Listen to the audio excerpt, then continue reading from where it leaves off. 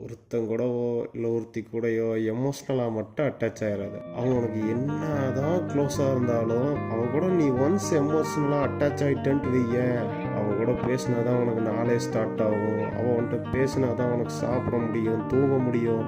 உனக்கு என்னதான் நாள் நல்லாவே இருந்தாலும் அவன் கூட பேசல, ஓகே ரைட்டு நமக்கு இப்படி தான் இருக்க போகுது அப்படின்னு சொல்லிட்டு உன் மைண்டே செட் ஆயிருன்னு வச்சுக்கோங்க. ஒன்றும் இல்லை, பசங்கள்கிட்டே நீ எடுத்துக்க, நல்லா ஜாலியாக ஒரு 5 வருஷம் 6 வருஷமா நல்லா ஃப்ரெண்ட்ஷிப்பாக இருக்கிறான்ட்டு வச்சுக்க.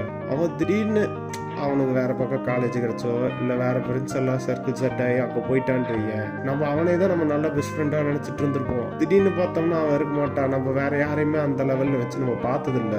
இதுவே நீ வேற யாராச்சும் நீ கேர்ள் ஃப்ரெண்டோ இல்லை உன் பெஸ்டியோ ஏதோ ஒரு பிள்ளைய நீ ஃப்ரெண்டாக வச்சிருக்கிறேன்னு வச்சுக்கேன், அந்த பிள்ளையும் ஒரு சர்டன் லிமிட்டுக்கு மேலே அவளும் வேற பக்கம் போயிடுவா. அப்படி இருக்கிறப்ப கஷ்டப்படுறது நீ தான். ஸோ எமோஷ்னலாக அட்டாச் ஆகாமல் இருந்துக்கிட்டா உனக்கு நல்லது.